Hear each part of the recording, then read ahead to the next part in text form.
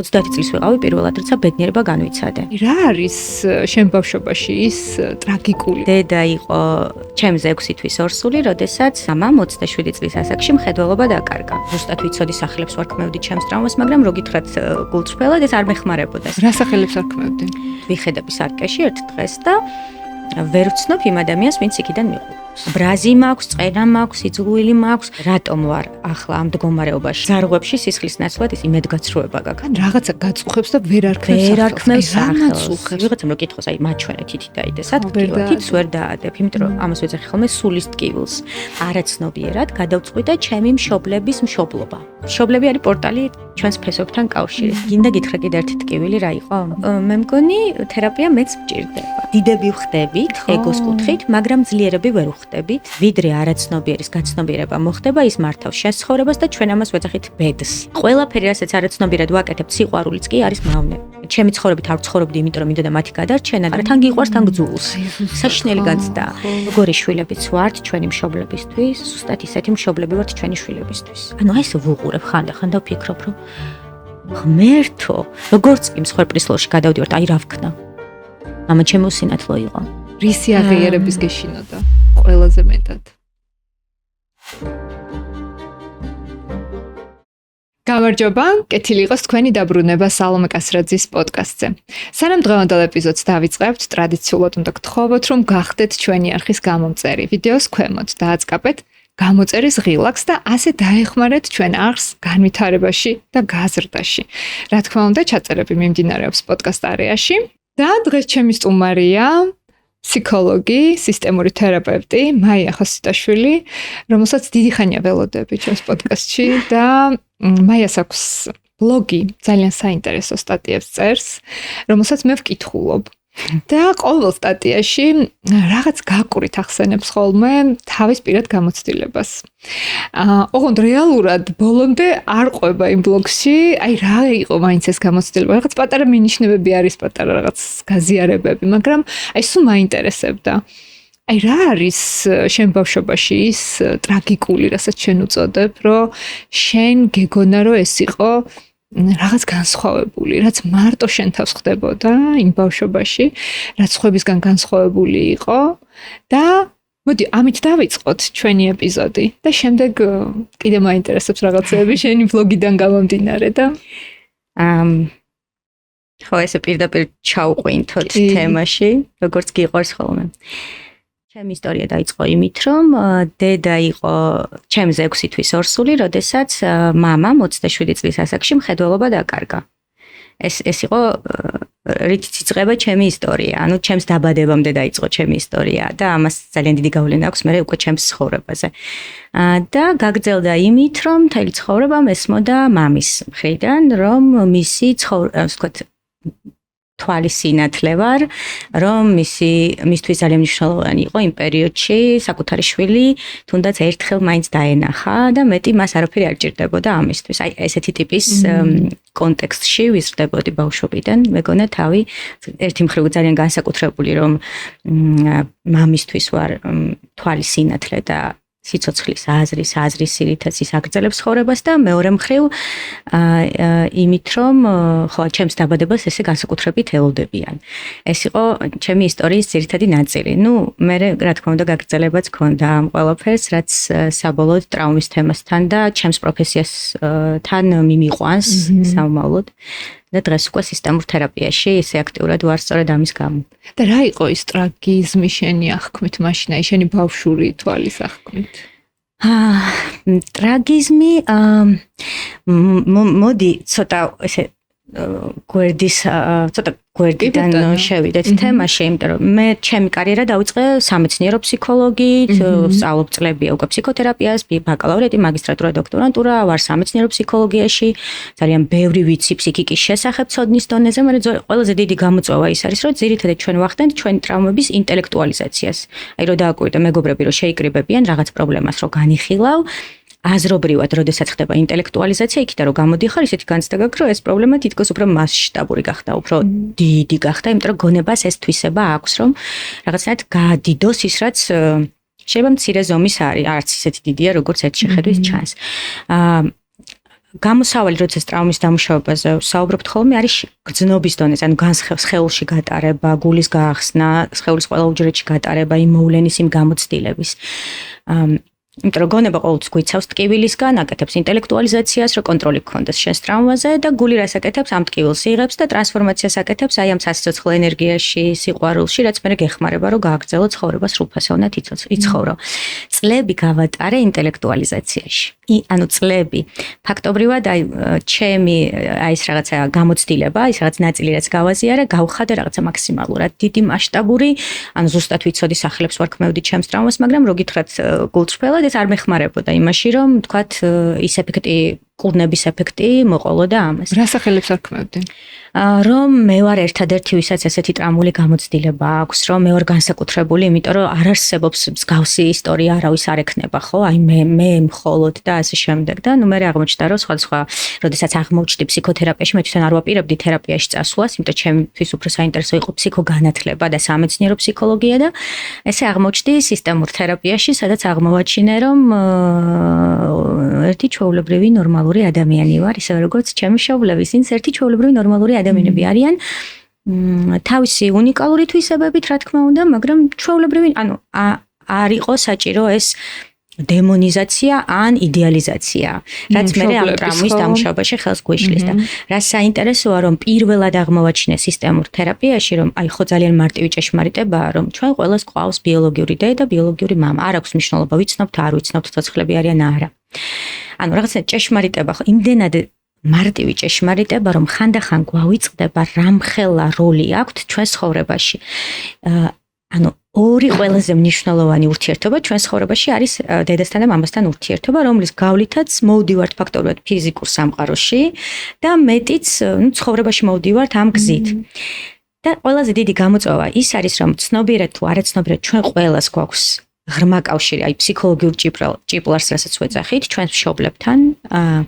ოღონდ ეს კავშირი შეიძლება იყოს პოზიტიური, ეს გამოიხატება იდეალიზაციაში. ჩემი ტრაუმული გამოცდილება უკავშირდება მშობლების იდეალიზაციას, რომ ისინი არიან განსაკუთრებულები, იდეალურები, რომ მე უნდა ვიცხოვრო იმისთვის, რომ ისინი ბედნიერები იყვნენ, რომ მათი ყველა ოცნება ავახდინო და ასე შემდეგ. ეს არის ერთი გზა ტრაუმის.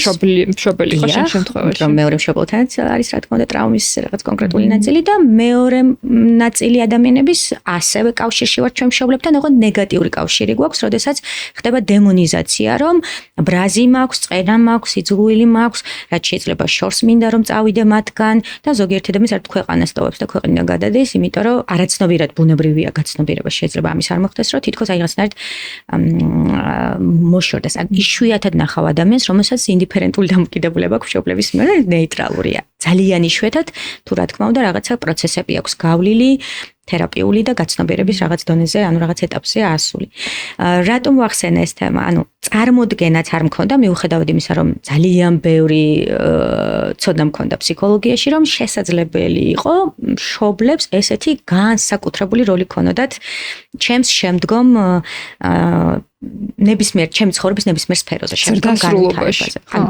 ანუ ვერც კი წარმოვიდგენდი. შეიძლება გონებით ინტელექტუალურად წარმომედგინა, მაგრამ სხეულებრივ დონეზე, აი გულის დონეზე რო იგრძნო ეს ფაქტობრივად წარმოუდგენელი იყო და სისტემური თერაპია აღმოჩნდა ის თერაპია, ბევრი თერაპია ვცადე, როგორც პროფესიონალმა, როგორც წესი, არა იმიტომ რომ მე მჭირდებოდა, მე ვთვლით რომ მე თერაპია არ მჭირდებოდა, იმიტომ რომ ფსიქოლოგი ვარ, დიპლომირებული, ანუ ამ ეგოში ცხოვრობდი წლების განმავლობაში, თან ისეთი წითელ დიპლომზე და რაღაც ეს მე თერაპია არ მჭირდება, მე ყველაფერი ვიცი, აი ამ ეგოში გავატარე ნახევარი ჩემი ცხოვრება და ბოლოს როგორც ხდება ხოლმე, ძალიან ბევრი ადამიანი სისტემურ თერაპიაში მოდის, მას შემდეგ რაც მოცადა ბევრი თერაპიული მეთოდი, ფსიქიატრთან ვიზიტი, მედიკამენტოზური ჩარევა და ვერაფრით ვერ ხსნი, ანუ არანაირ ლოგიკაში, არანაირ რაციონალურ ანალიზში არ ჩდება, საიდან შეიძლება ეს სიმპტომები გქონდეს, ანუ წყარო ტანჯვის საიდან მოდის, ნუ ვერ ხსნი, ანუ თითქოს არაფერი ისეთი არ მომხდარა, ხო? მთელი ბავშვობა გეუნებოდნენ, რომ შენ ხარ განსაკუთრებული ბავშვი,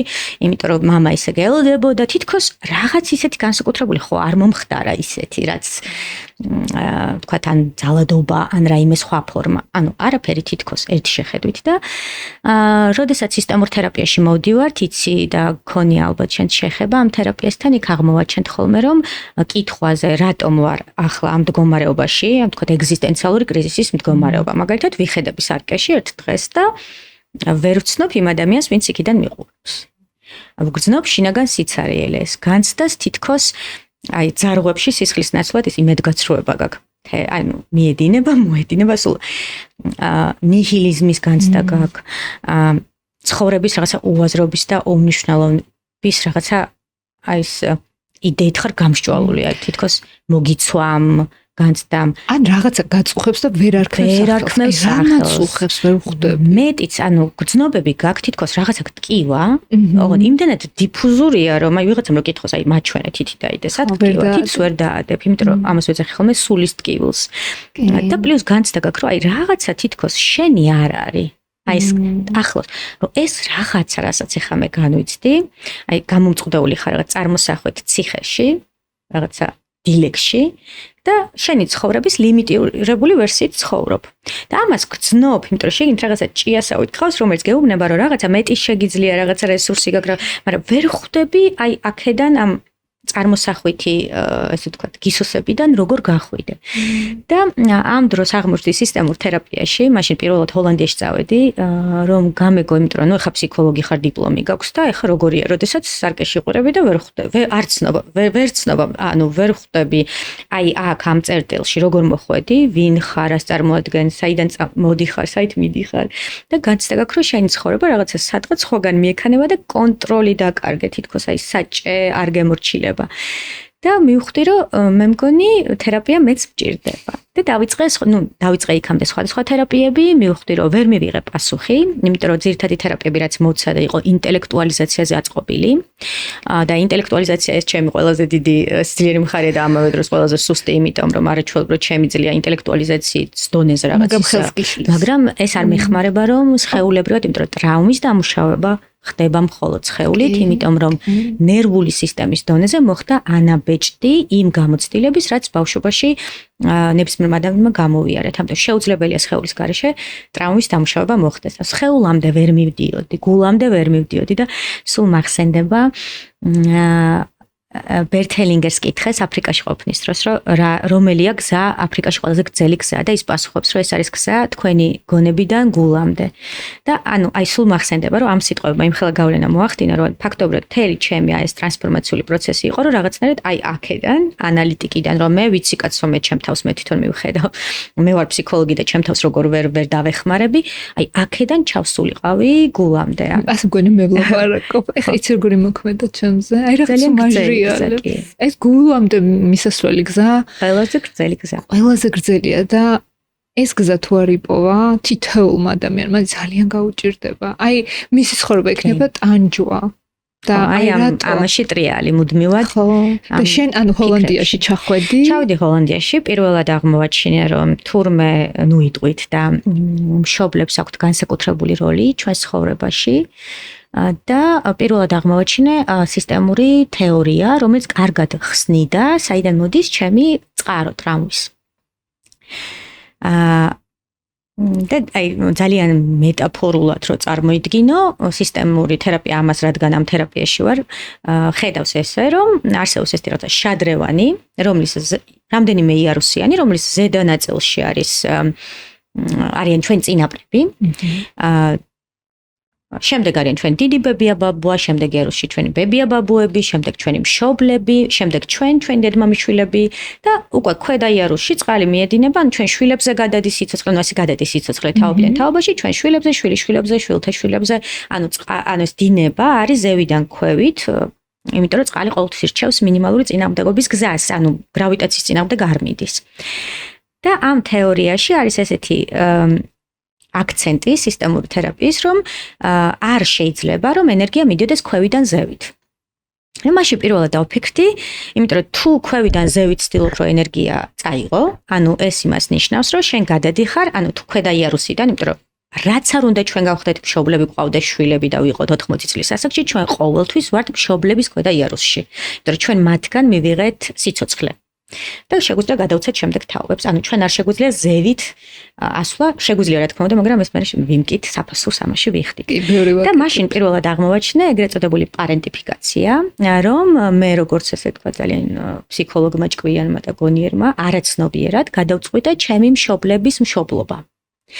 ანუ ზედა იარუსში ასვლა, ეს ხდება ორ შემთხვევაში, როდესაც იდეალიზაციას ვაკეთებთ ჩვენი მშობლების და გვინდა მათი ბედნიერება, გვინდა რომ ჩვენი ცხოვრობით, ანუ უცნაური ავუხდინოთ, გვინდა რომ გავაბედნიეროთ და ასევე ხდება მაშინ, როცა მათ განსჭით, განვეკითხავთ, არ ვიღებთ, განკითხავთ. ორივე შემთხვევაში ჩვენ მათზე მაღლა ვაყენებთ ჩვენ თავს, იმიტომ რომ ამით ვამბობთ, რომ ნუ არასაკმარისად კარგი მშობლები ხართ და მე გასწავლე ხა ჭკუას. და ეს ზევით ასვლით დიდები ხდებით, ეგოს კუთხით, მაგრამ ძლიერები ვერ უხდებით, იმიტომ რომ ასეთ დროს, როდესაც მშობლის ადგილს ვიკავებთ და ჩემ ტრაუმის წყარო აქ აღმოაჩინე, იმიტომ რომ ყველგან ვეძებდი და ბოლოს აღმოჩნდა, რომ ეს არის ერთ-ერთი.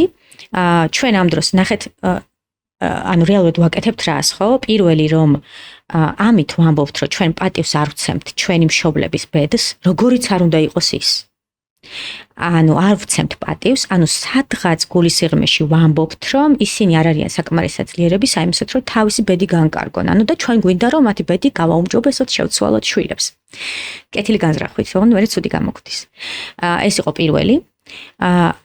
მეორე ეს არის რომ, როდესაც მშობლის ზედა იარუსში ავდივართ, ანუ ჩვენივე მშობლებს ვუკარგავთ მშობლის ადგილს, ანუ მათი მშობლის ადგილს ვიკავებთ, ანუ მათ შვილობის გამოცდილებას ვუკარგავთ, იმიტომ რომ მათი შვილი ხდება მშობლის როლში და ის აღარ არის ბავშვი, იმიტომ რომ ბავშვი ვართ მაშინ, როცა ჩვენი ბიოლოგიური მშობელია, ხო, შესაბამის ადგილა სისტემაში და მესამე მათ ვუკარგავთ მშობლობის უფლებასაც, იმიტომ რომ როდესაც შვილი ადის მშობელზე მაღლა დგება და იწყებს მშობელზე ზრუნვას, არა შვილის პოზიციიდან, არამედ ზევიდან როგორც მშობელი, მშობლობას ვეღარ ახერხებ, იმიტომ რომ შენი შვილი აღარ არის შენი შვილი, ის მშობლის პოზიციიდან გელაპარაკება და ცდილობს შენს გადარჩენას, გამოსწორებას, განვითარებას, შენი ოცნებების ახდენას და ნუ რაც სისტემურად არღვევს წესრიგს, ანუ წესრიგის დარღვევა ისახება იმაზე, რომ გადაგვეკეტება სიყვარულის ენერგია და წყარო. ანუ ფაქტობრივად სასიცოცხლო ენერგიას ვკეტავთ, რატო?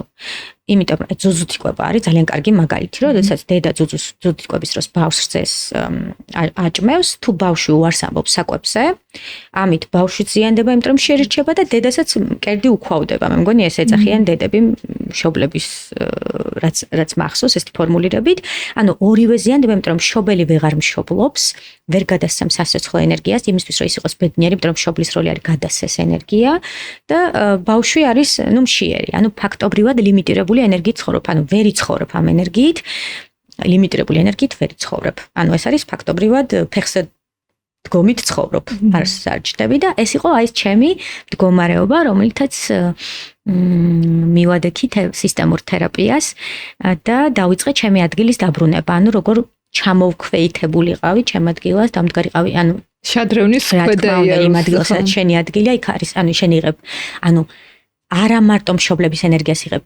ფაქტობრივად ფესვებთან, შენს წინაპრებთან კავშირში ხარ შენი მშობლების გავდეთ პორტალია შენი მშობლები და როდესაც ზევით დგები, ანუ ფესვებს გაჭრიან ფაქტობრივად და წარმოგიდგენთ, ეხლა რომ მიყურებ ხო, ჩემს უკან წარმოგიდგენთ, ჩემი მშობლები, მათი მშობლები, კიდევ მათი მშობლები, ანუ რამხელა ძალა გაქვს ზურგში, რამდენად დიდი მხარდაჭერა გაქვს და ეს ყველაფერი არ გაქვს, წარმოგიდგენთ და ცხოვრობ მართლა ფეხზე დგომით. და შენ როგორ აკეთებდი ამას? აი რაში გამოიხატებოდა შენი მხრიდან მშობლების მშობლობა? გადავწყვიტე, რომ მე უნდა მეზრუნა დედაჩემის ბედნიერებაზე და ყველა მისი ოცნება ამეხდინა. ამით ფაქტობრივად მე ბებიასაც ხო არ ვიღებ, ანუ გამკიცხავ არაცნობიერად, იმიტომ რომ ის არ იყო შესაქმარისად კარგი და გადავწყვიტე მამისთვის, რადგან მან მხედველობა დაკარგა და არ იყო წარმატებული, მქონდა ესეთი თერაპიული პროგრამა, მაგალითად მიუხედავად იმისა, რომ ყველაფერს მივაღწიე ცხოვრებაში, ბედნიერებას ვერ 30 წლის ვიყავი პირველად, როცა ბედნიერება განვიცადე. რომ ამბობ ხოლმე ყველას ეღიმება. მანქანაში ვიჯექი, სახლში მივდიოდი და აი იმ მომენტში მახსოვს, რომ აი ფეხი სწორედან თმის წვერამდე რომ დამიარა ამ ჟუანტელმა, პირველად მივხვდი ეს რა არის, ვერც მივხვდი ეს რა არის, მაგრამ პირველად განვიცადე. რატო? იმიტომ რომ თერაპიაზე აღმოვაჩინე, რომ მქონდა ესეთი პროგრამა, რომ როგორც მამა ესე ვთქვათ, დაიტანჯა და ის ხშირად ამბობდა, რომ ხედველობა რო არ დამეკარგა, ვიქნებოდი ერთ-ერთი წარმატებული თვითმფრინავმშენებელი, იმიტომ რომ საკმაოდ ჭკვიანი და ესეთი მაღალი ინტელექტის მქონე ადამიანი და მე მივეც ჩემ თავს უფლება, რომ რაღაცა გამეგრძელებინა ცხოვრება, მაგრამ ბედნიერების უფლება ჩემ თავს, ანუ პროგრამულად, რომ როგორც მამა დაიტანჯა და ვერ გახდა რეალიზებული, აი მეც ასევე უნდა ვიყო. ანუ ეს არის ჩვენი ბავშვების ბრმა სიყვარული, არაცნობიერი ლოიალობა და ჩვენ მგონია რომ ამით ვეხმარებით მშობლებს და ვერ ვხვდებით რომ ერთი უბედური ადამიანი ემატება მეორე უბედური ადამიანი და ვამრავლებთ უბედურებას ოჯახურ სისტემაში და კი არ ვეხმარებით ამით. ეხლა წარმოიდგინე შენი შვილი რო გეუბნებოდეს რომ მე ჩვენსავით უნდა დავიტანჯო. მე ჩემ თავს უფლებას არ მივცემ ვიყო ბედნიერი, იმიტომ რომ შენ ეს არ ქონდა. ანუ შენი უბედურება ხო არ ყოფნის და პლუს გემატება კიდე, ანუ კიდევ უფრო ვზრდით და მასშტაბურს ხვდით ტკივილს და უბედურებას და ანუ იდეა რა არის რომ ასე გადადის თაობიდან თაობაზე ეს პროცესი, იმიტომ რომ მე თუ არ მივიღებ ჩემი მშობლებისგან ენერგიას სასიცოცხლოს, იმიტომ რომ ჩემს ადგილას არ ვარ. მე ხო ეს ენერგია საიდანღაც უნდა მივიღო. საიდან მივიღებთ მე ამ ენერგიას სად ვეძებთ? ხო ეს არის პარტნიორები და ვცდილობთ მათგან მივიღოთ, ან ჩვენ ვთხოვთ ჩვენს პარტნიორებს რომ ან მამასავით, ან დედასავით მოგვექცნენ, მოგცენ ის რაც ვერ მივიღეთ თავის დროზე. ან ჩვენი შვილებისგან. ყველაზე დიდი უბედურება რაც არის, როცა მშობლები იწყებენ საკუთარი შვილების ენერგიით საზრდოობას, იმიტომ რომ ეს ენერგია თავის დროზე თვითონ ვერ მიიღეს. ხო, აი ეს უნდა მეკითხა. ამ შემთხვევაში შენ დაიკავე მშობლის ადგილი, მაგრამ ეს ხომ აი ცალმხრივად არ ხდება. მშობელსაც ხო რაღაც როლი აქვს ამაში. მე მაგალითად ჩვენ ახლა საქართველოში ვცხოვრობ, სადაც ოჯახის კულტურა და ეს კულტი არსებობს და მშობლის, დედის, მამის და ასე შემდეგ და ხშირად არის, როდესაც მშობელი თვითონ თითქოს გაუცნობიერებლად ან შეიძლება გაცნობიერებულადაც ან მოსთხოვს თავის შვილს, რომ ახლა მე შენ გაგაჩინე, მე შენ სიცოცხლე მოგეცი, შენ რა უმადური ხარ? შენც ხო უნდა იზრუნო ეხა ჩემზე. ეს პატერნი, რომელიც გადაეცემა თაობიდან თაობას. ეს არ არის ჩვენი მშობლების პატერნი, ეს არის ძალიან შორიდან წამოსული პატერნი და ეს სადღაც დაიწყო. ანუ ჩემ თავს დავსვიკითხა, რომ როდესღაც ეს უნდა დასრულდეს, ხო? ანუ ვიღაცამ და ეს ვიღაცა როგორც წესი ვართ ჩვენ, ვინც მე ვიწყებთ მუშაობას ამაზე, ხო, რომ გაცნობიერებას, იმიტომ გაცნობიერებულ ადამიანს შეუძლია მხოლოდ ამის შეცვლა.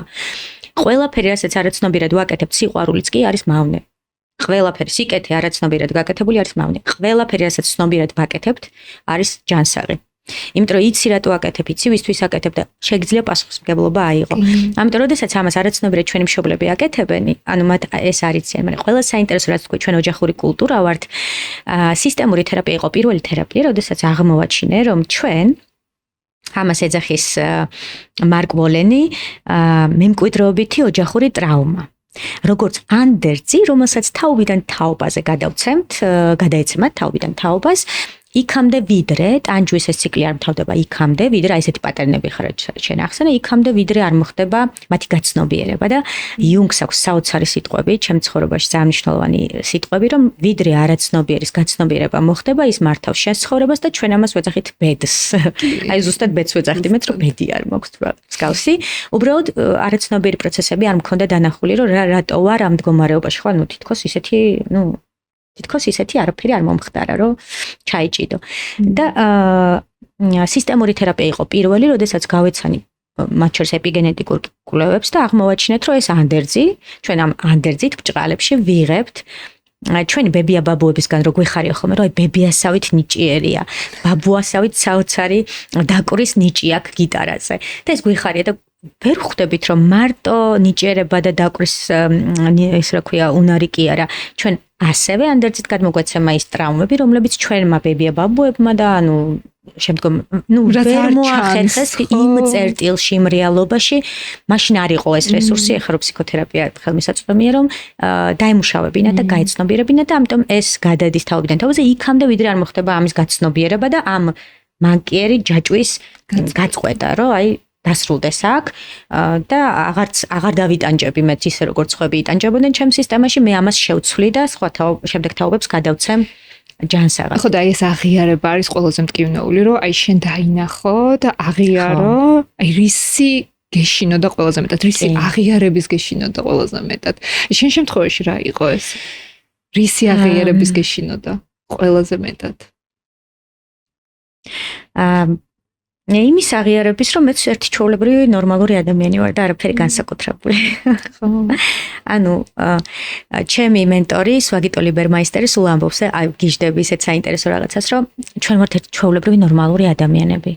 ანუ აი თუ ჩვენს თავკერძობას და ამპარტავნებას და აი ამ ქედმაღლობას მოვიშლით, რაშიც მე დიდხანს ვიყავი, რომ მე ოჯახს ვარჩენდი 21 წლის ასაკში მრავალშვილიანი ოჯახიდან ვარ მამაუსინათლო, დედა ონკოლოგიური პაციენტი, მართლა ვარჩენდი ოჯახს, ანუ ზოგიერთი მამაკაცი დღეს ვერ არჩენს ოჯახს ფინანსურად, ისე როგორც მე ვარჩენდი ოჯახს. ანუ ფინანსურად, მათი განათლების ფული, მათი სწავლის ფული, ანუ მე ვიყავი, ანუ ფაქტობრივად ზედმეტად მაღალ იარუსში და ეგოში, რა თქმა უნდა, ეს რაღაცა მეორად სარგებელს გვაძლევს, ხო, რომ მე მნიშვნელოვანი განსაკუთრებული ადამიანი ვარ და პირველად აღმოჩნდა, ანუ ჩვეულებრივი, ნორმალური ადამიანი ვარ, ზუსტად ისეთი, როგორც ჩემი მშობლები, იმიტომ რომ მე ხო გაიდეალიზაციაში ვიყავი.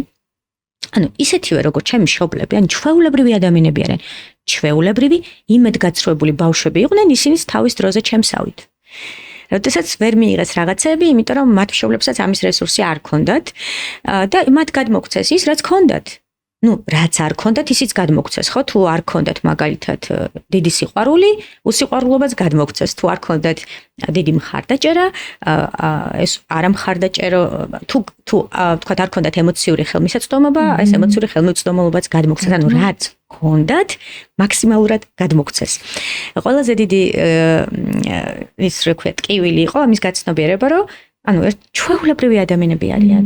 ჩვეულებრივი, ნორმალური, ტრაუმირებული, იმედგაცრუებული თავის დროზე ბავშვები, ისინიც პირველად არიან მშობლები. ანუ ეს ხო არის რაღაცა კურსები გაიარეს. ანუ პირველად იყვნენ ისინიც მშობლები, ვერ დაინახეს ეს, რომ აი რაც შენ თქვი, რომ არაცნობიერად ხორმხრივად ხდება ეს, ხო, ბავშვს დაეკისრა ეს რაღაცა როლი და ბავშვმაც ეს როლი აიღო, იმიტომ რომ ნუ გინდა რომ მშობლისთვის ასე თქვა არაწყენინო და აი ერთადერთი ავინც წარმატებას მიაღწია და რაღაცა და თან ხო რომ ნუ გადაარჩინო მშობლები. თან ისედაც ეს ხო იმაშიც ჩანს, აი ხარ მშობელი რო ელოდება, აბაში როგორ ისწავლე, აბა რა ნიშნები გაქვს, აბა რა წარმატებას მიაღწიე. აი ეს ხო უხარიათ შემშობლებს და ეს შენ ქვეცნობიერად თითქოს გავალდებულებს, რომ ეხა მე იმედი არ უნდა გავაცრუო, ეხა მე ყოველჯერზე უნდა ბავშვის ერთადერთი мотиваცია არის, რომ იყო დანახული, აღიარებული და მიღებული მშობლების მხრიდან და თუ ამის საშუალება არის, რომ ზედა საფეხურზე ახვიდე და აიღო იმაზე დიდი ტვირთი, ვიდრე სამყარომ შენ დაგავალა რომ აიღო, იმიტომ რომ არც ერთ ბავშვს არ აქვს პასუხისმგებლობა იზრუნოს მშობლის ბედნიერებაზე. ეს არის არასწორი. მშობელმა კი ბატონო უნდა იზრუნოს და მანდ წესებია მე გავიაროთ ეგ თემა. არც ერთ ბავშვს არ აქვს ამის ვალდებულება, იმიტომ რომ ამით აზიანებს ოჯახურ სისტემას, ამით აზიანებს თვითონ მშობელს, იმიტომ რომ ძუძუთკვების მაგალითი მოვყევი, ხო, დედაც ვერ ხვდება რატო ჭირს რაღაც. და ამით აზიანებს საკუთარ თავს. ანუ საბოლოო ჯამში ხას გავუსვამ. ეს არნიშნავს, რომ მამა თუ დამირეკავს და მეტყვის, რომ წამალი მჭირდება, არ მიუტანო და არ დავეხმარო, რა თქმა უნდა, მაგრამ საკუთარი ბედის საკუთარი ცხოვრების ხარჯზე, როდესაც შენ ცდილობ, რომ მშობლები გააბედნიერო, ეს არის მავნე. გინდა გითხრა კიდე ერთი ტკივილი რა იყო? როდესაც აღმოვაჩინა, რომ ზოგჯერ ჩვენ მშობლების გადარჩენა და გაბედნიერება გვინდა არა იმიტომ, რომ ისინი ძალიან გვიყვარს, არამედ იმიტომ, რომ უბრალოდ ჩვენთვის ძალიან რთულია ამის ყურება. აი ეს ეგოცენტრიზმი ისევ ეგოს თემაზე შეგიძლია მომმართო. ხო, მაგრამ რეალურად ჩვენთვის ძალიან რთულია ამის ყურება და არა იმიტომ, რომ გვიყვარს. იმიტომ, რომ თუ გვიყვარს, მაშინ პატივს ცემთ მათ ბედს, ქეთს ვიხრით მათი ტკივილის, მათი ბედის წინაშე და ვამბობთ, რომ მე პატივს ცემ შენს ბედს.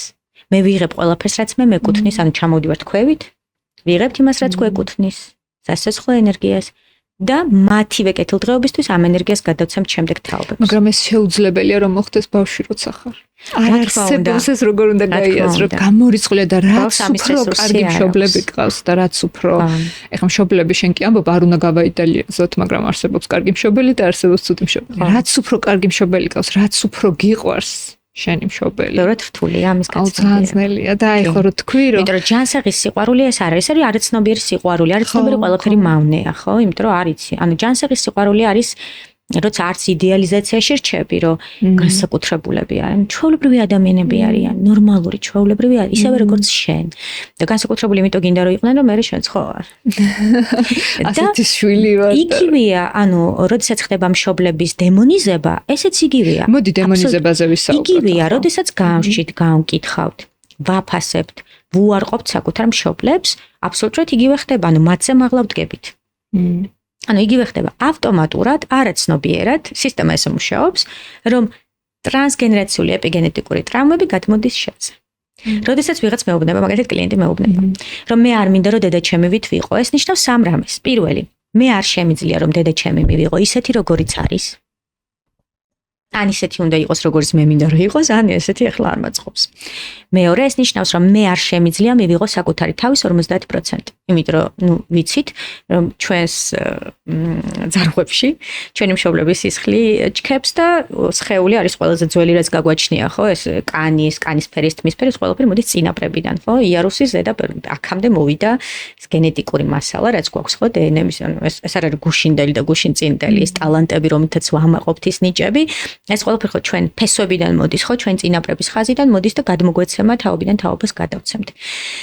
და როდესაც ჩვენ ვამბობთ, რომ ჩვენ ვართ 50% დედა და 50% მამა, ეს იმას ნიშნავს, რომ ვერანაირად ვერ გამოვრიცხავთ საკუთარი თავიდან მშობლებს.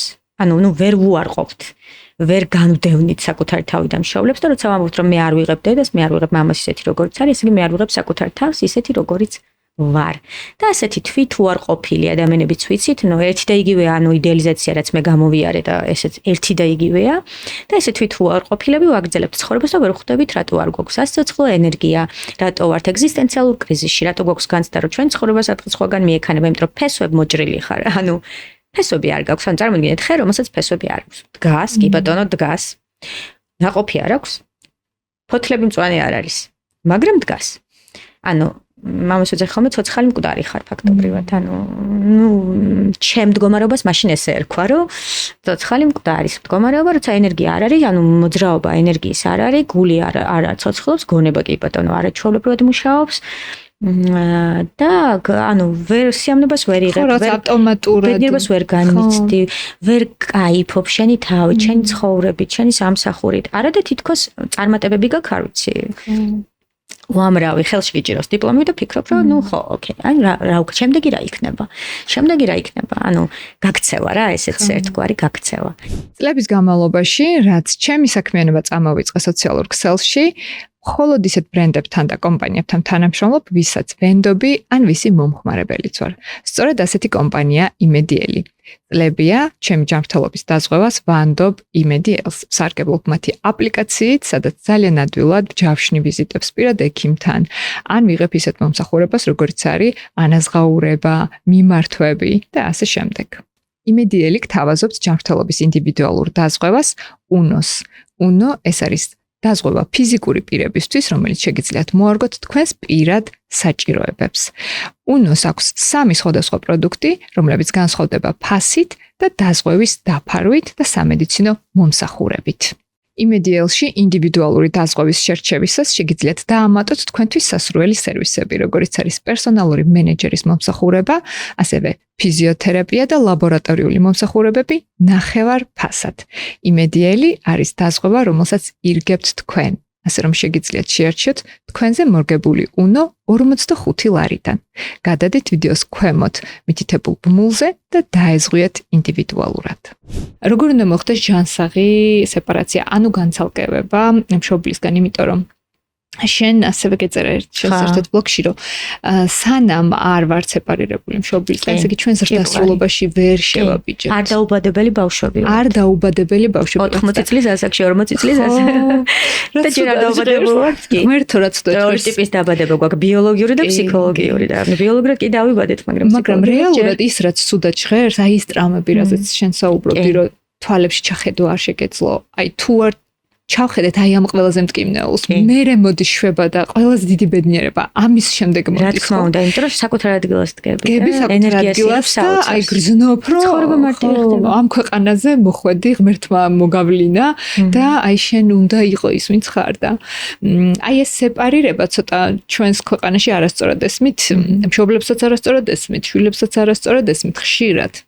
და რა არის ჯანსაღი სეპარირება? ხშირად გონიათ, რომ ამით მე საერთოდ უარი უნდა ვთქვა ჩემ მშობლებზე და იქითკენ არც გავიხედო და ეხლა მე ჩემი ცხოვრება მაქვს, შენი რაც გინდა ის გიქნია. აი რა არის ჯანსაღი განცალკევება? ოკეი. მოდი ეს ბლოგი გამახსენდა, უცებ ბლოგი რადგან ახსენე, პიროვნული განვითარება, ანუ საკუთარი თავისკენ გზა გადის მშობლებზე. ანუ ვიდრე ეს მეორე დაბადება არ მოხდება, ანუ ფსიქოლოგიური დაბადება და არა ბიოლოგიური, იქამდე შანსი არ არის, ანუ შენ თავს ვერ გაზრდი ისეთ, ანუ თვითრეალიზებას ვერ აკეთებ. სეპარაცია იწყება მშობლებიდან, მშობლებზე გადის, ნიშნავს იმას, რომ მე ვაცნობიერებ, რომ ჩემი 50% არის დედა, 50% არის მამა. ანუ მე შევდგები ორი ნაწილისგან, ფემინური, მასკულინური ნაწილი დავარქვათ. თუ პირველი ეტაპი სეპარაციის არის მიმღებლობა. ოღონდ ამას ჩემი მენტორი სვაგიტო ლიბერმაისტერი ეძახის რადიკალური მიღება. ანუ ეს იმას ნიშნავს, რომ მე ვიღებ ჩემ მშობლებს ზუსტად ისეთებს, როგორებიც არიან. არ აქვს მნიშვნელობა, როგორ იქცეოდნენ, რა რესურსი ჰქონდათ, როგორი მშობლები იყვნენ, ზუსტად ისეთს, როგორებიც არიან. სრულად 100%. ანუ რადიკალური მიმღებლობა. ეს ტესტში რო არის ხოლმე პასუხი. ვიღებ ჩემ მშობლებს, კი, არა და ნაწილობრივ. ანუ ნაწილობრივ ნიშნავს, რომ არა. ანუ ვიღებ ზუსტად ისეთებს, როგორებიც არიან. ეს არის პირველი ეტაპი. ეს არ არის მარტივი პროცესი. იმიტომ რომ ჩვენ ახლა რაღაცები მოგწევს ჩვენი მშობლებისგან, რომ დედას გავართ მის ფერით, მამას გავართ ჭკუით, მაგრამ რაღაცები არა, მაგაში მამა ჩემს არ უნდა ანუ ვარჩევთ რა, იმიტომ რომ არის არასასრული საჩუქრებიც მოდის ჩვენი წინაპართა ხაზიდან და ძალიან ბევრი სასურველი საჩუქარის ნიჭები, ტალანტები და ეხა ესე შერჩევითი სამართალი აქ არ მუშაობს, ხო? ან იღებს სრულად, რა თქმა უნდა, ტრავმებსაც, ტკივილებსაც იღებ ამ სისტემიდან, ისევე როგორც იმ საჩუქრებს, იმიტომ რომ სხვანაირად ვერ გააგრძელებ ცხოვრებას, ხო? ქვედა იარუსში. ეს არის პირველი ეტაპი, მიღება, რაღაც ძალიან მნიშვნელოვანი მინდა და მე თქვა და ეხა სხვაგან. აუ შეიძლება მიღებაზე გითხო. აი, როგორ უნდა მიხვდეს ადამიანმა, რომ მიიღო? აი, რას ნიშნავს მიღება? რომ ანუ ყველაზე კარგი ტესტი არის, უნდა წახვიდე მშობლებთან და დააკვირდე შენს რეაქციას. იმიტომ რომ როდესაც მშობლების მიუღებლობა ან იდეალიზაცია ერთი და იგივე არ აქვს მნიშვნელობა და იდეალიზაციაც იგივეა, ხო? არასაკმარისი მშობლები არიან და ამიტომ ხდები მისი მშობელი, ხო? მე მქონდა მაგალითად ესეთი სიმპტომი, რომ დედა ჩემს ვერ ვეხუტებოდი 30 წლამდე, პირველად ჩავეხუტე 30 წლის ასაკში. მაგალითად მამას რო ველაპარაკებოდი, მეჩხირებოდა ბურთი. ანუ არაცნობიერ დონეზე ჩემი ფსიქიკა ხვდებოდა, რომ რაღაც იმაზე მეტი ტვირთი მქონდა აღებული, ანუ ჩემი ცხოვრებით არ ვცხოვრობდი, იმიტომ რომ მინდოდა მათი გადარჩენა და ბუნებრივია ამ ეგოსთან ერთად გაქვს ბრაზიც, იმიტომ რომ მე ამიანების გამო ვერ ვცხოვრობ ჩემ ცხოვრებას. თან ადანაშაულებ, ანუ რაღაც გაორებული ხარ, თან გიყვარს, თან გძულს. საშნელი განცდა.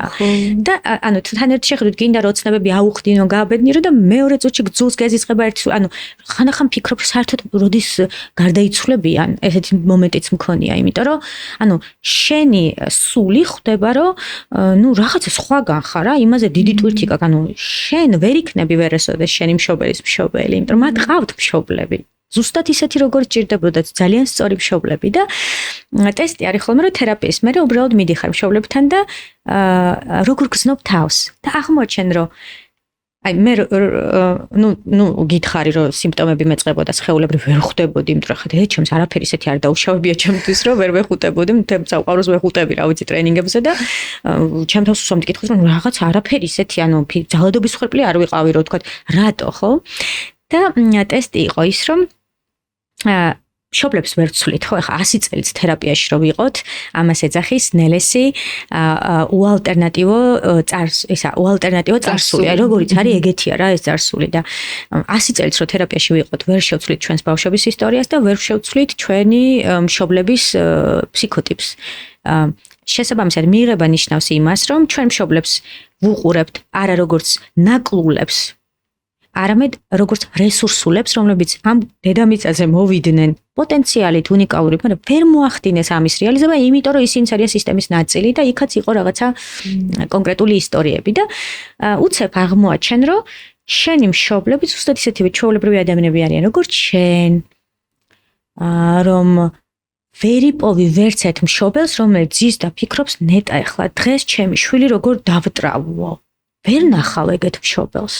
და რაც არ უნდა მოისმინო ადამიანებისგან, რომ იმ ძულს ჩემი მშობელი ვერ ვიტან, ან ძალიან დიდი სასწაულია ხოლმე აი კლიენტებთან მუშაობის დროს, ინცესტის დროსაც კი, როდესაც მშობლის მხრიდან იყო ინცესტის ტრამვა, ანუ რაც უფრო მეტად შვილი ამბობს, რომ ძულს ჩემი მშობელი მეზიზღება, მით უფრო მეტად უყვარს. ეს არის კიდე ცალკე პარადოქსი. ანუ, როდესაც ვამბობთ, რომ აი ვერ ვიტან, არ მინდა მისი დანახვა, მეზიზღება, ძულს. ანუ ეს ავტომატურად ითარგმნება, რომ იმიტომ რომ რაც უფრო დიდია სიყვარული, მით უფრო დიდია იმედგაცრუება, როგორც წესი. ანუ უზარმაზარი სიყვარულის მატარებლები არიან, უბრალოდ ეს სიყვარული არის გაყინული და იქამდე ჩასასვლელი გზა არის საპოვნელი, იმიტომ რომ ინცესტიც არის სისტემური ამბავი, თავის დროზე რაღაც ფსიქიკური ჯანმრთელობის გარკვეული თემების დამუშავება არ მოხდა და ნუ ვიცით რომ მე ეს სიმპტომი ხდება ხოლმე. და ტესტი არის, როდესაც მშობლებთან ურთიერთობ შვილის პოზიციაში, ჩემი ტესტი იყო პირველად. აუ ძალიან საინტერესო რაღაც გამახსენდა, თან ტესტს უკავშირდება, როდესაც ნუ მე სულ დიდი ვიყავი რა, ბავშვობიდან დიდი ვიყავი, იმიტომ რომ თან პირველი შვილი ვარ და 4 და-ძმა მყავს, 5 დედმამის შვილები ბევრნი ვართ და ნუ იმათი მშობელიც ხომ მე ვიყავი, იმიტომ რომ მე ვწყვეტი სად უნდა ჩაებარებინათ, ან მე მეკითხებოდა დედაჩემ ძალიან პატარა იყო, 17 წლის იყო, როდესაც გათხოვდა, ანუ განათლება არ მიუღია და იმდენად გავდით ფიზიკურადაც გავართ ერთმანეთს ყველა დებს გვეძახდა და სულ ვამბობდი მთელი ბავშვობა მე დედა არ მყავს თქო, იმიტომ რომ რო ვაკვირდებოდი ჩემს მეგობრებს, რომ კლასიკური დედა რა რაღაც სროგი იკრძალოს რაღაცა, მე პირიქით დედაჩემი აქეთ მეკითხებოდა, რომ ეხა როგორ მოვიქცეთ, ეხა სად ანუ მე ვიყავი რა, ანუ ამ პროცესში. და გამახსენდა რომ ხო, ძალიან საინტერესო. და სულ მაკლდა რა, ეს რაღაც რო გაკლია სულ და იმიტომ რომ ზევით ხარ, ქვევიდან ზევით სიყვარულს ვერ და ვუყურებ დედაჩემს, უკვე ბებია ბაბუები არიან, დედაჩემი და მამაჩემი, განსაკუთრებით დედაჩემს ვუყურებ და თავის შვილიშვილს, ჩემს ძმისშვილს, ლილეს ეფერება საოცარი სიტყვებით. აი რაღაც ესეთი სიტყვებით, რომ ჩემო ცისარტყელა, ჩემო პრინცესა და ანუ ხვდები რომ მე არასოდეს არ მახსოვს, იმიტომ რომ ჩემი მშობლები ფუნქციური მშობლები იყვნენ, იმიტომ რომ მხედველობის დაკარგვის მერე მამაჩემს სახელმწიფო მე მგონი მაშინ სახლებს აძლევდნენ, რაღაც მსგავსი ის იყო. ანუ რაღაც ერთ პატარა სახლში 5 შვილი, ანუ მოკლედ გადარჩენაზე იყვნენ, ორი ფუნქციური მშობლები იყვნენ და აი სიყვარულით გაზიარება ემოციები, ნუ ნაკლებად. მთავარია რომ გადავჩენილიყავით, ეს იყო გადარჩენის შიერი არ იყო ბავშვი. შიერი არ ყოფილიყავით და უცებ ხედავ დედაჩემ გამოხატავს ამ და ანუ ესე ვუყურებ და ესეთი ჯერ ნუ არც მინახავს რომ დედაჩემს ესეთი მოსაფერებელი სიტყვები ეთქვას და მივხვდი რომ მე ეს არ მომისმენია, ანუ მე არ მახსოვს რომ ესეთი სიტყვებით მომფერებოდა და ტესტი იყო რომ ერთ დღეს უკვე დიდი ვარ, 38 წლის ვარ და დედაჩემ მოდის ჩემთან და ვთხოვე რომ შეგიძლია როგორც ლილეს თმას უწნავ, ანალოგიურად ჩამიწნა და აი როგორც ეფერები ეგ თქვა. მაინტერესებს რა მოხდება, ანუ იმიტომ რომ ძალიან რთულია ზედა იარუსიდან ქვევით ჩამოსვლა და შენ ანუ ბავშვის პოზიციიდან დედასთან საუბარი. ძალიან რთული სპორტია. და კი, რა თქმა უნდა, იმიტომ რომ თვითონაც თერაპიაში და ძალიან მეხმარება თვითონაც ამ პროცესებში, არ ვიცი, საოცარი ადამიანია და მაშინ მივხვდი, რომ ანუ მეც მაქვს უფლება რომ ვიყო ბავშვი, მე მაქვს უფლება რომ ვიყო სუსტი, მე მაქვს უფლება რომ ვითხოვო. და ანუ ისეთი უცნაური განცდა იყო, იმიტომ რომ სულ ძლიერი უნდა იყო, უნდა გადარჩე, თან ჩემი წარსული გამოცდილება სულ უკავშირდებოდა ძალიან ისეთ მამაკაცურ სამუშაოებს რა, სულ სისტემაში მუშაობდა და მივხვდი რომ ხო, ანუ რაღაცა ნაბიჯები გადაიდგა ქვევით ჩამოსვლისკენ, თუმცა ეს შემიეგო მაინც ხო იცი.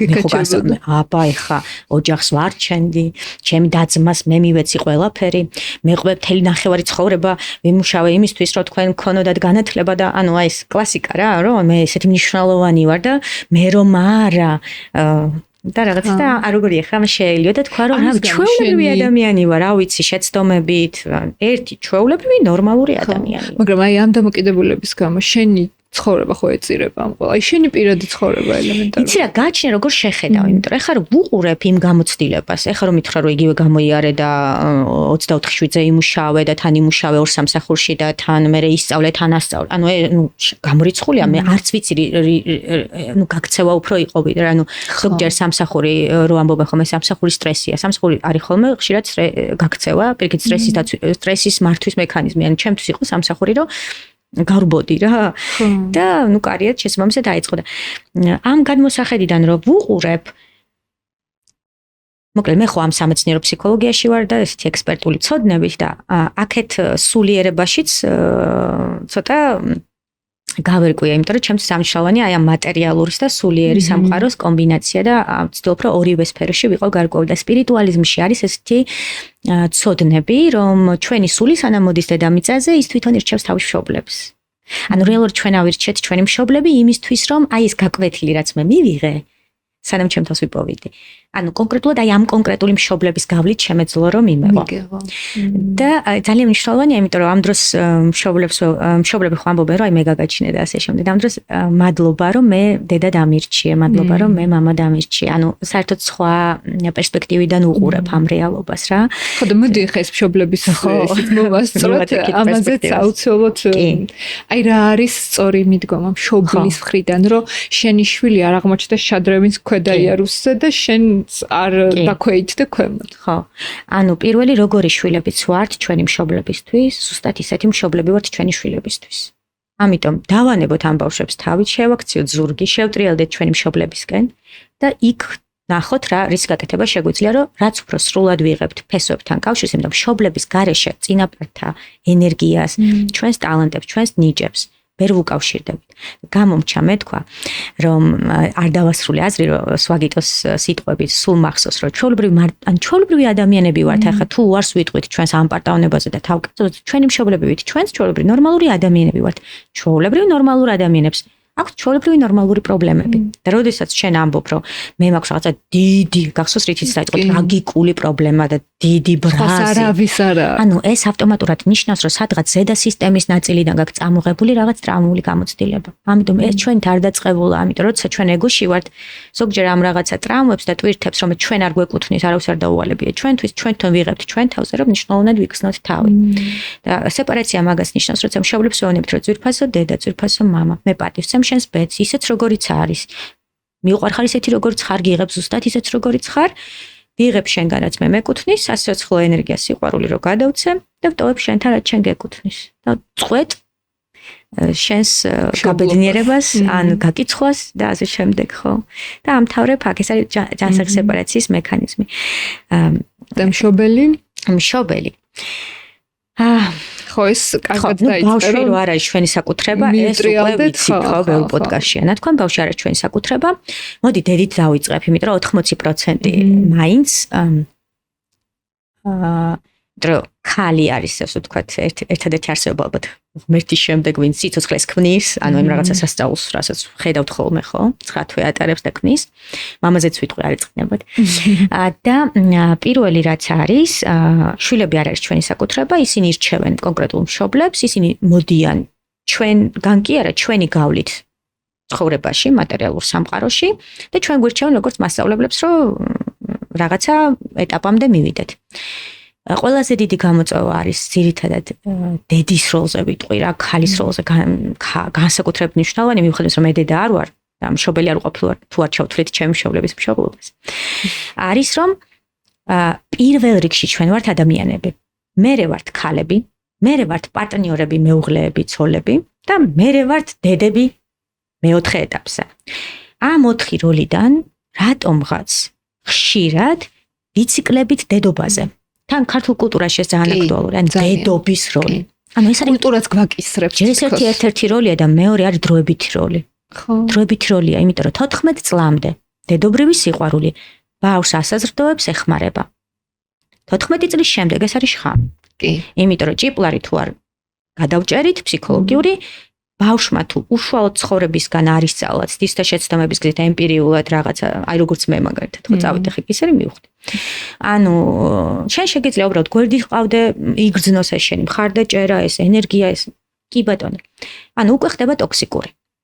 ანუ ეს ზოგჯერ არის ზუსტ კვების დროსაც არ შეიძლება ზუსტი კვების დროს რძის ჭამა, ხო? იმიტომ რომ შეიძლება ბავშვი მოიწამოს. ანუ დაახლოებით იგივე თემა. ანუ 14 წლამდე კი 14 წლის მერე ბავშვი აგრძელებს, ამიტომ არის ყველაზე პოზიტიური მშობლობა არის გაზარდეთ შვილი ისე, რომ 18 წლამდე ყველაფერი მისცეთ იმისთვის, რომ თქვენ გახდეთ როგორც მშობლები არასაჭირო.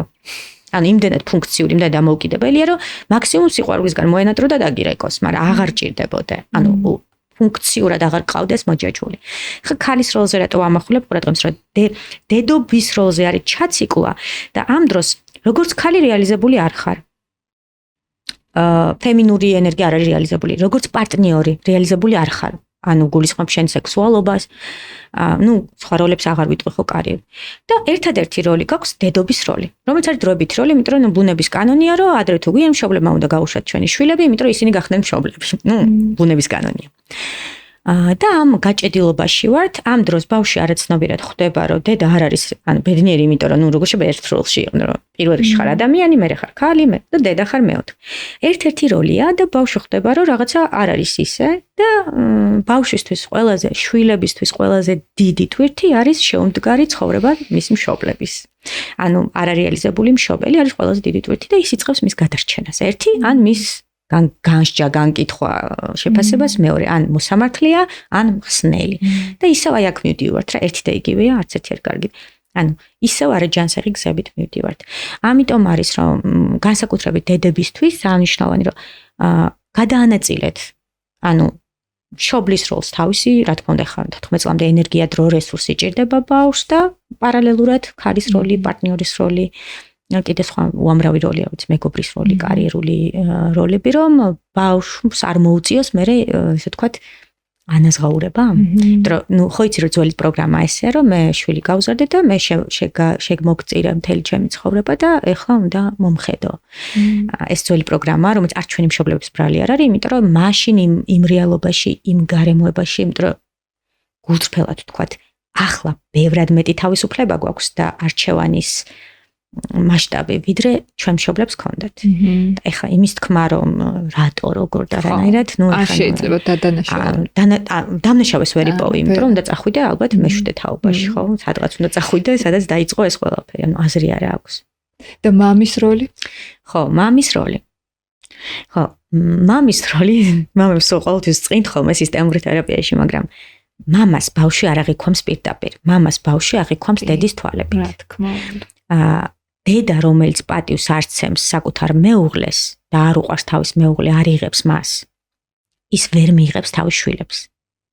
მას ვერ იქნება ეს ჯანსაღი სიყვარული, იმიტომ რომ თუ ბავშვი ისმენს დედის მხრიდან მამაზე, რომ აი ესეთია, უპასუხისმგებლოა, არაფერი მაგას არ შეუძლია, ეგ ხო კაცი არ არის, ოჯახში კაცი არ გვყავს, ანუ ფაქტობრივად თავის შვილს თვით შეფასებაზე პირდაპირ ურტყავს იმ კუთხით, რომ ბავშვის 50% ხო ეს არის. ანუ ბავშვი არაცნობიერად იწყებს თავისი ამ ნაწილის უარყოფას. მე ვერ ხვდებით რატომ არის ეს ბავშვი თვით შეფასება რატო აქვს დაბალი. ამიტომ მშობლებს ეშლებათ ერთი ძალიან მნიშვნელოვანი რამ, სხვა შორის ჩემ მშობლებსაც მაგაზე ვესაუბრე, რომ მშობლის როლი განსხვავდება პარტნიორის როლისგან, ცოლქმრული როლისგან. ანუ შეიძლება ცოლქმრობა დაამთავრდეს, პარტნიორობა დაამთავრდეს, ნორმალურია, ყველაფერი მთავრდება. ხა ვიღაცები რომ ამბობენ ხოლმე, რომ მარადიული სიყვარული, ეგ იგივე რომ მარადიული სიცოცხლე. ნუ ყველაფერს აქვს დასაწყისი, ანუ სამყარო ესე შექმნილი, რომ იბადები, ვითარდები, კვდები. ფოთლები ამოდის, ხმება, ნუ ყველაფერს აქვს დასასრული. შესაბამისად, მშობლები ვერ მიჯნავენ ერთმანეთისგან, რომ პარტნიორის როლში შეგვიძლია ჩვენ ცალკე ვისაუბროთ და რაღაც გვინდა ის გავაკეთოთ, მაგრამ როდესაც ჩემი შვილი დედის როლიდან ისმენს მის მამაზე ნეგატიურს, ამ ბავშვს ვაზიანებ პირველ რიგში და არა მამას. იმიტომ რომ ბავშვი მამას აღიქვამს დედის თვალებით და ხშირად როდესაც ბავშვებს აქვთ ხოლმე რა ეს დედისთან ნებართვა თუ არ აქვს რომ მამა უყვარდეს, არაცნობიერად ბუნებრივია. შინაგანი გახლეჩილობა, იმიტომ რომ თუ მამა უყვარს, გონია რომ დედას ღალატობს. რა, ესეც და მოდიან მე ეს გახლეჩილი ადამიანები, რომ აუ ხან ესე ვფიქრობ, ხან ისე, ხან ეს მინდა, ხან ეს, იმიტომ რომ ეს შენი ორი ნაწილი, დედისგან მიღებული, ნიჭები, ტალანტები, ტრამვები და ეს ნაწილი მუდმივად კონფლიქტშია და ზართულია ასეთ დროს. ამიტომ დედას უფრო მეტის შეცვლა შეუძლია რესურსულად, იმიტომ რომ სიცოცხლესთან არის კავშირში და მამის როლი რაც არის, მამებ მოკლედ კარგი ვიტყვი პირდაპირ. მამებო, რომლებსაც გინდათ რომ აღზარდოთ ჯანსაღი ქალიშვილები. უბრალოდ აჩვენეთ, როგორ გიყვართ და ზრუნავთ თქვენს ცოლებზე, ანუ მათ დედებზე. და დედებო, რომლებსაც გინდათ რომ აღზარდოთ ჯანსაღი ვაჟები, უბრალოდ აჩვენეთ, როგორ სცემთ პატივს და აღფრთოვანდებით მათი მამებით. ანუ თქვენი მეუღლებით, არ აქვს მნიშვნელობა ეს ექსია თუ მიმდინარე. მეტი არაფერი საჭირო არ არის, ეს არის ერთი და მეორე არის რომ თვითრეალიზებული იყოს მშობელი თვითონ, იმიტომ რომ ბავშვი როცა ხედავს რომ მშობელი თვითრეალიზებულია, ბედნიერია, მას აღარ უწევს არავის გადარჩენა და არავის მერე განკიცხვა. ის უბრალოდ ირეკლავს ამას და თვითონაც იგივე საკეთებს. ეს არის ერთადი რაც შეიძლება მშობლებმა გააკეთონ. უბრალოდ იცხოვრონ ბედნიერი თვითრეალიზებული ცხოვრებით და ამას არ აკეთებენ საკუთარი თავისთვის, ამას აკეთებენ საკუთარი შვილისთვის. რეალურად. მოდი ახლა დასასრულს ვისაუბროთ. მე ვიცი რომ მე მინდა რომ ამ ინფორმაციასთან დავტოვო ჩვენი მაყურებელი. შემიძლია რაღაცები ჩაგეკითხო, მაგრამ ეს მე მგონი ცალკე ეპიზოდისთვის შემოვინახოთ. ძალიან კარგად დაასრულე მოკლედ დედის და მამის როლი და თქვენი მოსაზრებები დაგვიტოვეთ კომენტარებში, რომელსაც მე გავშლით აუცილებლად. და მოდი დასასრულს შეიძლება ეს პირდაპირ არ ეხება ჩვენს დღევანდელ ეპიზოდს, მაგრამ მაინც მინდა რომ ამაზე ვისაუბროთ. როგორი ადამიანები მიდიან ფსიქოლოგთან. ხშირად ჩვენს საზოგადოებაში ასეთ ადამიანებს მოიხსენიებენ, შენ რაღაც გიჭირს, შენ სუსტი ხარ. ან ვინც უარყოფს და არაფრით არ უნდა წასულ ფსიქოლოგთან, ამბობს, რომ მე ჩემი თავის ფსიქოლოგი მეტი. კი, მე ყოფილი. ამაში ნაწილობრივ ეთანხმები, რა თქმა უნდა. რა თქმა უნდა, ფსიქოლოგი არის ფასილიტატორი, გვეხმარება, მაგრამ ძირითადი საქმე ჩვენი გასაკეთებელია. რა თქმა უნდა, კი, ამ გაგებით ჩვენი თავის ფსიქოლოგები ნამდვილად ვართ, მაგრამ ხშირად ჩვენ ვერ ვხვდებით, რაში გვჭირდება დახმარება და რა მიმართულებით გვჭირდება. კურნალობა არ მუშაობს. ხო და შენ როგორ ფიქრობ? როგორი ადამიანები მიდიან ფსიქოლოგთან? პირველი რომ ტრავმები უკავშირდება ურთიერთობებს. იმიტომ რომ თავის დროზე როცა ვიყავით პატარები, აღმოჩნდით მარტო რაღაც ემოციას, რომელიც ვერ გადავამუშავეთ და იმის დამუშავებაც ხდება ურთიერთობებით. ან მორჩა იქ მეტია. ეხლა როდესაც თვითმკურნალობას იწყებ, მიდიხარ იმ წერტილში, სადაც ტრავმირება მოხდა, იმიტომ რომ ამ წერტილიდან იქ თუ არ წახვალ, სადაც დაზიანდი, იქ არის რესურსი განკურნების და მარტო ხარ. ანუ მაშინაც არ იცოდი როგორ გამკლავებოდი, ეხლაც არც. ნუ ეხლა თუ გაცნობიერების ესეთი დონე გაქვს, კი ბატონო. ანუ მეც კი თერაპიაში ვარ უკვე მე-6 წელი აქტიურ და ანუ გჭირდება ადამიანი, ვინც დაგეხმარება, მაშინ როგორც ვერ დაგეხმარნენ და არ გითხრეს რომ მაია შენ არ ხარ ვალდებული რომ ჩვენ გაგვაბა, ანუ შენ არ ხარ ვალდებული რომ ოჯახი არჩინო, ანალოგიურად იგივე საკეთებ, ისევ იქ მიდიხარ, ისევ მარტო ხარ იმ რეალობაში და ისევ იმ ტრავმის რეტრაუმატიზაციას აკეთებ და ასე უყურებ და ბრუნდები უკან კიდევ უფრო ტრავმირებული. ამიტომ ადამიანების გარეშე ტრავმის დამუშავა ვერ მოხდება, იმიტომ რომ ტრავმა უკავშირდება ადამიანებთან ურთიერთობის ან დეფიციტს ან სიჭარბეს. და თან თუ გავიხსენებთ იმასაც, რომ შეუძლებელია ბავშვობის ასაკში, თუნდაც აი 20-დან 20-ზე. აი ამას შენ თვითონ ხო ვერ იაზრებდი ბავშვობიდან რა ხდებოდა შემშობლებთან მიმართებაში, ან რა ურთიერთს ხო მიმართება იყო. და მაგიტო ჯგუფურ თერაპიას ურჩევ ხოლმე ყველას, იმიტომ რომ იქ უფრო მეტი ადამიანია და მეტი რესურსი გაქვს რა დაამშავ, ვიდრე როცა მარტო ამშავ. ნუ ფსიქოლოგი უბრალოდ გაჩვენებს, ანუ ჩვენ არც ვეხმარებით, არც გადავარჩათ ჩვენს კლიენტებს, ჩვენ უბრალოდ ვაჩვენებთ, რას უკეთებენ საკუთარ თავს იმისთვის, რომ მიხვდნენ როგორ დაეხმარონ. ანუ უბრალოდ იქ ვდგავართ და ანუ არავის არ შეუძლია არავის გადარჩენა, არავის არ შეუძლია არავის გაბედნიერება, თვითონ თუ ადამიანს არ უნდა თვითონ თუ მზად არ არის აიღოს პასუხისმგებლობა, ნუ იქ არანაირი ხარისხის თერაპევტი საკმარისი არის. პასუხისმგებლობას ვინც იღებს, ის ხო ძლიერი პიროვნება. კი, აი ყველაზე მნიშვნელოვანი რაც მომწონს სისტემურ თერაპიაში, ახლა რეკლამასავით გამომიყარი, რომ ვერტელინგერი ამბობს, რომ სისტემური თერაპია არის მხოლოდ იმ ადამიანებისთვის, რომლებსაც სურთ პასუხისმგებლობა აიღონ საკუთარ ცხოვრებაზე, საკუთარ თავზე და აქვთ საკმარისი გამბედაობა, რომ რეალობას ჩახედონ აი ესე თვალებში, დაინახონ ის რაც რეალურად არის, რაც არ უნდა მტკივნეული და რთული იყოს ეს. ანუ თერაპიაზე მეც მეგონა, იმიტომ რომ მე ხო ესეთი სუსტი ვერ ვიქნებოდი, რომ თერაპიაზე წავსულიყავი, რომ აი რაღაცა დაჩაჩანაკებული, გაუბედურებული ადამიანები. შენ რო ნახო, აი ხანდახან რო ვუყურებ ჩემს კლიენტებს, ან მე რამდენი წელია თერაპიაში ვარ და ძლივს რაღაცა თემამდე მივედი და მომდის კლიენტი, რომელსაც პირველი თერაპიაა. რომ უყურო როგორ გადის ამ პროცესს. აი ამ მე ვეძახი ლურსმებზე გავლას. ამ ტკივილში როგორ გადის, როგორი გახსნილი აქვს ეს გული და ინტელექტუალიზაციას კი არ აკეთებს, აი ბოლომდე შედის ამ ტკივილში და თან თვალებიდან რო ეს ინსაიტები, გამონათებები აქვს. ანუ აი ეს ვუყურებ ხანდახან და ვფიქრობ, რომ ღმერთო, ანუ რამდენი რამე შეუძლია ადამიანს, აი აღფრთოვანება მაქვს ხოლმე, აი ცოტა მაგრამ კეთს ვიხრი ხოლმე მათ წინაშე, იმიტომ რომ მე ხო რამდენი წელი დამჭირდა რა მეგოდან გამოსულიყო და ეს ადამიანი პირველად მოვიდა და ამას გადის. შენ უბრალოდ არაფერი იქვე დგახარ უბრალოდ და ემპათიას გამოხატავ. უბრალოდ მარტო რო არ იყოს, რომ თვითონ გადის ამ პროცესს. და ისეთი აღფრთოვანება მაქვს ხოლმე ის თავიდან მქონდა ეს რომ მეწოდებოდა და მე მივხვდი რომ რა გეწოდება პირიქით, როგორი დალოცვილია და როგორი როგორი ძლიერია რამხელა ენერგია ამის წინაპართ ახაში, როგორი ძლიერი მშობლების ენერგია აქვს, რაც არ უნდა რომ ანუ შეუძლია აი ეს გაიაროს ხო, ანუ როცა ვიღაცები ამაზე ამბობენ უარს ხო, იმიტომ რომ მარტივი არ არის თერაპიის პროცესი. ამიტომ ძირითადად დადიან რეალურად ძლიერი ადამიანები. იმიტომ რომ ძალიან რთული პროცესია, ხანდახან ვეუბნები ხოლმე ვინმეს თერაპიაზე. მე გულში ვფიქრობ, რომ ნეტა მეთქი ხა კარგს ვეუბნები, იმიტომ რომ მე ხო ვიცი რას რაც უნდა გაიაროს ეს. და ნეტა უნდა უთხრა თქო და მე ვხვდები ხოლმე, რომ მის ცხოვრება თვითონ გადაწყვეტს. ძლიერი ადამიანები, რომლებიც მინიმუმ ხვდებიან, რომ ხო იცი რომ ყველაზე ცუდი პოზიცია ცხოვრებაში ყველა ყოფილ ვართ, ყველას გამოგვიცდია ჩვენ კანცერებს ხვერპლის პოზიცია. ყველაზე მარტივი და ყველაზე ცუდი საზიანო, რატო? იმიტომ რომ როგორც კი მსხვერპლის ლოში გადავდივართ, აი რა ვქნა. მამა ჩემო სინათლო იყო. ან მე რა ვქნა, ეხა ჩემ ოჯახში უმაღლეს განათლება არავის არ ქონდა. მე რა ვქნა. და მსხვერპლის ლოში როგორც კი შევდივართ, ავტომატურად მთავარ უფლებას ვკარგავთ, საკუთარი ცხოვრებით ცხოვრების უფლებას. ანუ საფასური ეს არის. და როგორც კი გამოდივართ აქედან, მე იწყება უკვე განვითარება. მაგიტომ ამბობ, რომ ძირითადად თერაპიაში მოდიან ადამიანები, რომლებსაც ეს უფლება აქვთ დანახული, რომ მე ვხვდები, რომ მე შემიძლია ჩემი ცხოვრების კორექცია. მე მაქვს ამის პასუხისმგებლობის აღების რესურსი და მე ამის შეცვლა შემიძლია. წარსულს ვერ შევცვლი მივიღებ, შემიძლია რომ რაღაცები შევცვალო და არა მარტო წინაშვით თაობასთან დავასრულო ეს ჯაჭვი, არამედ ჩემს მომავალშვით თაობას გადავცე რაღაც ჯანსაღი პროგრამა. სადაც ბავშვს აქვს უფლება იყოს ბავშვი, სადაც მშობელი არის მშობელი, იმიტომ რომ თუ დააკვირდები სისტემურად ჩვენს ბუნებრივ ოჯახში, ხო, იქ ბავშვები უნდა ვიყოთ, რამშობლად რამდენი წლის ხარ, 80 წლისაც რო იყო ბავშვი ხარ შენ დედისთვის და მამისთვის. და მიმდინარე ოჯახში, სადაც მეუღლე ყავს და შვილები, იქ უნდა იყოს ზრდასრული. პირიქით არის.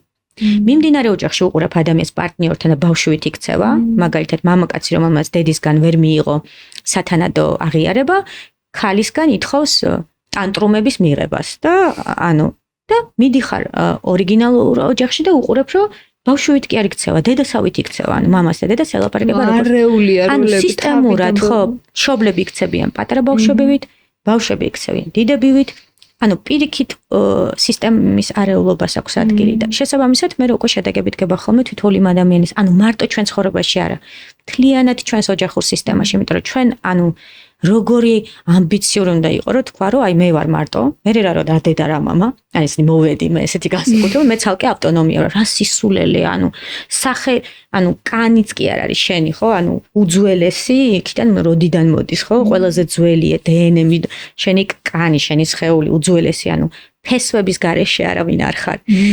ეს არის მთელი შენი სიძლიერე, რომ შენ ზურგს უკან დგას, აი ამ ხელა მშობლები, მათი მშობლები, საოცარი წინაპართა ხაზი, რომელიც აქამდე მიუხედავად იმ სირთულეებისა, იმ მიუხედავად ტრაუმებისა, იმ არასწორი პროგრამებისა, რომელიც მათი ბრალი არ არის, აქამდე მოიტანეს და ეხლა დგახარ და ახლა მე всё აღარ მინდა მშობლებთან უთიო.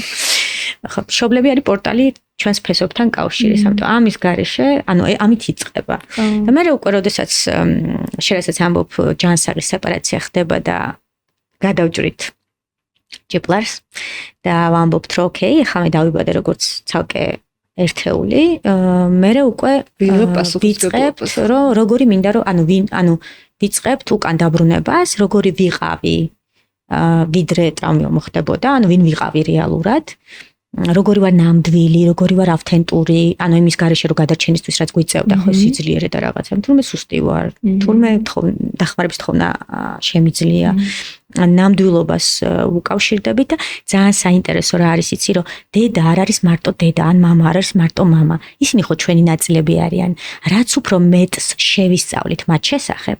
აი სულ ვეკითხები ხოლმე დედაჩემს, როგორი გძენი თავი პირველად რომ უცელში ყავდი, მამამ რომ ხედულობა დაკარგა რა იგძენი, იმიტომ რომ რაც უფრო მეტს ვიგებთ მათ შესახებ, უფრო მეტს ვიგებთ საკუთარი თავის შესახებ. ზოგადად ის გარეთ ვეძებთ საკუთარ თავს და რეალურად აი აქვე არის რა, ახლოს არის, ვისაც გვაქვს შესაძლებლობა ამის. შეიძლება ცოცხალი არ იყოს დედა და მოვიკითხო როგორი იყო, როგორი ცინოდა, როგორ რა უყვარდა რა. იმიტომ რომ ჩვენი ნაწილები, ანუ ჩვენ იგივე არ ვართ რა თქმა უნდა, მაგრამ იმ ნაწილებიდან რაღაცებს ვიტოვებთ. ეხლა მე ვიტოვებ მამაჩემის საოცარ ნიჭიერებას, შრომის მოყარეობას, პატიოსნებას, ვიტოვებ დედაჩემისგან საოცარი ზრუნვის უნარს, საოცარი ემპათიის უნარს. რა თქმა უნდა, ის რაც ტოქსიკურია, იმას ტოვებ მათთან. იმიტომ რომ ეს მათი ბედის ნაწილია, ანუ ეს ზედა კომპეტენციაში შედის, ჩვენ ამას ვერ შევცვლით. და სწორედ აი თერაპია გეხმარება ამ ყოველთვის დავაგებაში. კი, ანუ გაცხრილვაში რა გინდა რომ დაიტოვო, რას უბრუნებ, იმიტომ რომ მისია, მაგალითად უბედურება ხო, უბედურების პროგრამა. ტოვებ ღირსებით, პატივისცემით, მადლიერებით და ამბობ, რომ მე ახალ პროგრამებს, თუ გაქვს უბედურების პროგრამა და არ გინდა, ესე იგი შენ უნდა შექმნა. სხვათა შორის ყველაზე რთული პროცესია, იმიტომ რომ როდესაც ძველ პროგრამებს ხურავ, ან ცოტა დეზორგანიზებული რჩები, რა ეხლა რა გავაკეთე, იმიტომ რომ მიუხედავად რომ ცარი პროგრამია, ეს იგივე რომ Nokia გქონდა ფანრიანი და თქვი რომ всё, ეხლა სამყაროსთან აღარ მეხმარება, ეს არ მემსახურება და ეხლა და ტაჩსკრინიანი ტელეფონი არც არ გჭერია და დეზორგანიზებული ხარ, ანუ ვერ ხვდები რა უნდა. ხო, იმიტომ რომ უბედურების პროგრამა რო გქონდა, ის მაინც იცოდი რა იყო უბედურება და უცებ გახსოვს რომ გითხარი, ბედნიერება რო შევიგრძენი, მეთქი რა მჭირს თქო, ვერ მივხვდი რა იყო. თუმცა ბედნიერება ხო, იგივე ციგნებში კი მქონდა კითხული რომ ფეხი წვერიდან თმისება რამდენ ანუ მაგრამ არ მქონდა შენ ისეთი ახალი იყო ისეთი უცნაურია რომ ხო კარგი ანუ უბედური როცა ხარ ნორმალურია ხარ ბედნიერი რო იყო მეთქი ხო კარგად ვარ ხო და ამიტომ არის ახალ პროგრამებთან არა აი ეგ არის რომ თუ მზად არ ხარ სიახლისთვის და სიახლე გონებას ყველაზე მეტად ეშინია გონებას სიახლის იმიტომ რომ სიახლეში შესვლა ეს ნიშნავს რომ რაღაც ახალ გარემოში ვარ ახალი თუ მჭირდება უნარებით უნდა გამოვიმუშავო იქ ხომ მშობლებს ადანაშაულებდი ამდენი წელი რომ რა ვერ მომეცით და მიდი აბა შექმენი როგორია და აი სწორედ ეს არის თერაპიის ძალა და მე არ ვიცი რატო უწოდებენ იმ ადამიანებს სუსტებს ვინც თერაპიაში მიდის ხანდახან უფრო სუსტი ვარ მე თერაპევტი ვიდრე ზოგიერთ კლიენტს რომ უყურებ აი მართლა მინდა ხოლმე რომ აი როცა ქედი მოვიხარო მათ წინაშე ისეთი საოცრებები ანუ მე ანუ რა ბევრი თერაპია დამჭირდა რომ აქამდე მესულიყავი და ისინი ერთ სესიაში პირველ სესიაზე ისეთ საოცრებებს გადიან ისეთ ტკივილს გადიან რომ მეთქი აი რა ტაშის დაკვრა მინდა ხოლმე უბრალოდ უხერხულია რომ თერაპიული ეთიკა არ დავარღვიო და ასე რომ აი თუ ვინმე ესეჭი გეპარებოდათ აქამდე რომ ეს სუსტე ხო არ არის იმედია ამ პოდკასტის მერე აზრს შეიცვლით და დაიწყებს თქვენი ცხოვრებას თავს და აი თქვენ ცხოვრებას ხელში აიყვანთ და დაიწყებს აი სწორედ ამ ტრანსფორმაციას. დიდი მადლობა. პირიქით მადლობა. დიდი მადლობა მაია ამ ეპიზოდისთვის რაღაც ისე გაირბინა მერთვას. მეც ვერ გავიგე და თან მე ხო ძალიან სწრაფად ვსაუბრობ იმისთვის მე მგონი ძალიან ბევრი საინტერესო კი აზრი და ხშირად პოდკასტებში არ მივდივარ ამის გამო რომ მგონია ხოლმე რომ რაღაცა არ მინდა რომ მოვაბეზრო თავი მაყურებელს და იმედი რაღაც საინტერესო აიღებენ და გამოიყენებენ. ახლებური სხვა კუთხით დაგვანახე ბევრი რამ. თუ თქვენთვის საინტერესო იყო დღევანდელი ეპიზოდი, მოიწონეთ ეს პოდკასტი და დაგვიტოვეთ კომენტარებში თქვენი აზრი, თქვენი გამოცდილება და თქვენი კითხვები. და გაუზიარეთ ეს ვიდეო თქვენს მეგობარს, ვისაც ფიქრობთ რომ სჭირდება ამ ყველაფრის მოსმენა.